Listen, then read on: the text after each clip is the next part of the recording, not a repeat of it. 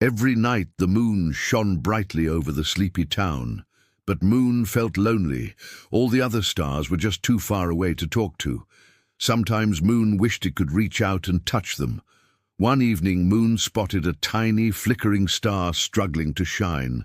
Moon softly said, "Little star, what's wrong? Why are you trembling up there?" "I'm too small," sniffled Little Star. "The big stars say I'll never shine bright enough to see over all the darkness." Moon understood how Little Star felt. It might have been the biggest object in the night sky, but even Moon felt lonely sometimes. So Moon had an idea. "Let's be friends," Moon said. "I'll share my light with you. Then you can shine too." At first, Little Star couldn't believe its ears.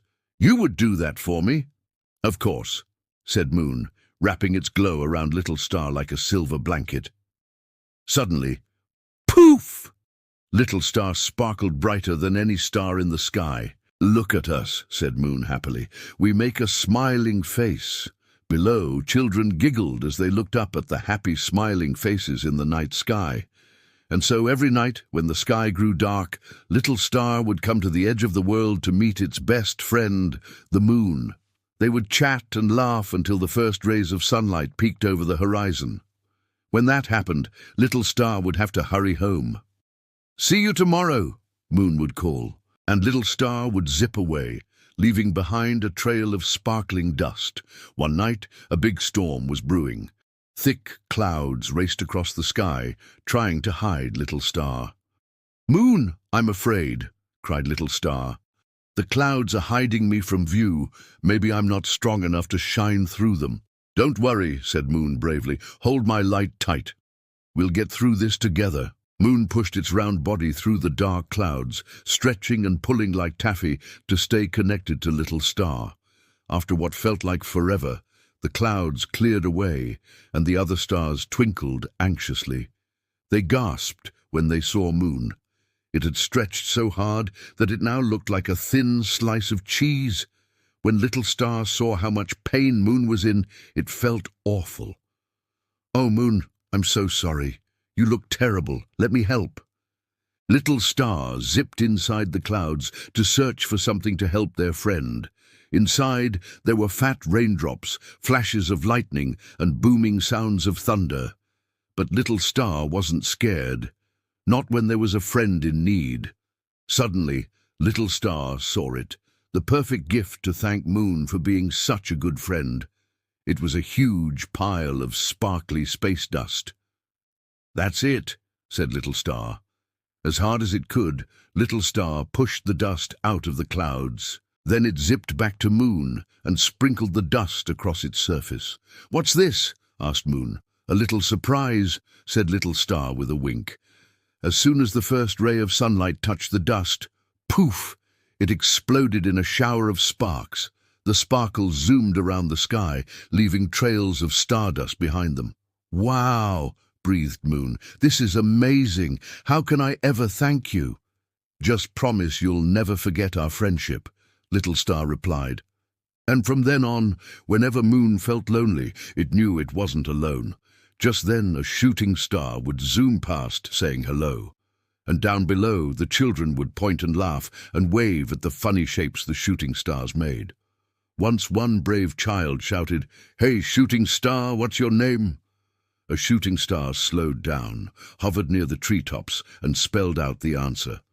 "I am Luna," it said, "and I love you, Moon." And as if on cue, the real Moon peeked out from behind a cloud and waved. The child waved back.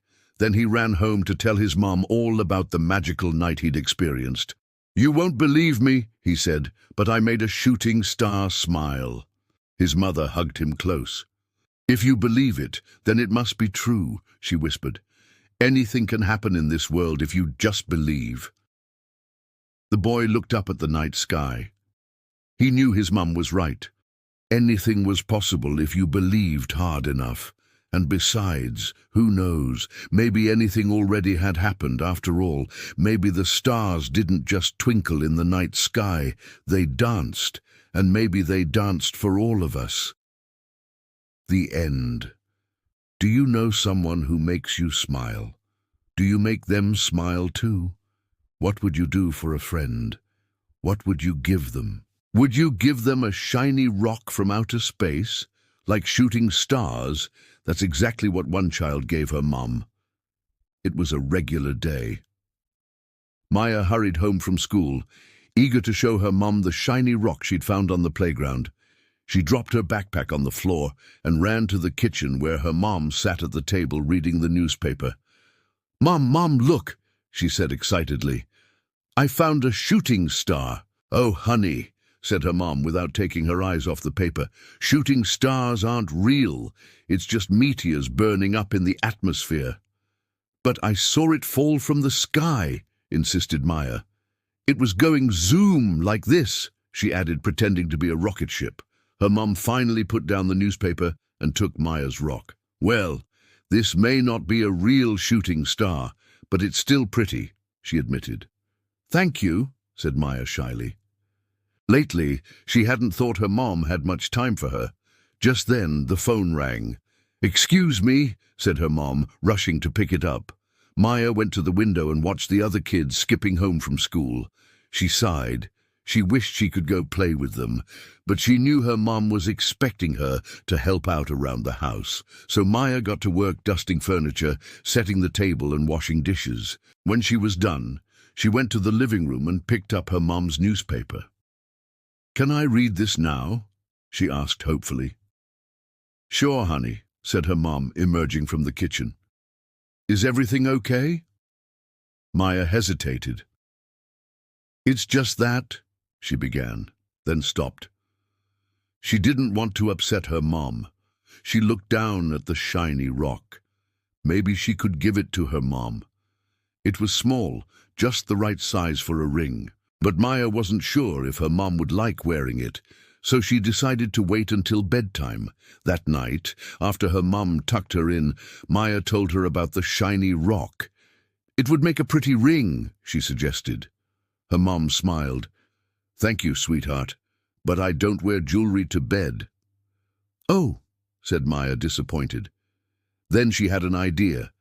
She told her mom about the shooting star she'd seen and asked her to close her eyes. Maya put the rock on her mom's nightstand. Now open your eyes, she said with a smile. Her mom did. Wow, she gasped. It looks like a shooting star fell right onto our windowsill. I wish, whispered Maya. Her mom pulled her into a tight hug. I know what this means, she said. It means you love me. Maya nodded, tears welling up in her eyes. Sometimes her mom seemed so busy that Maya forgot she loved her very much. Me too, honey, her mom whispered, kissing her forehead. Me too. And as Maya drifted off to sleep, she knew that no matter what, her mom loved her and she loved her mom, and that was more precious than any shooting star. The end.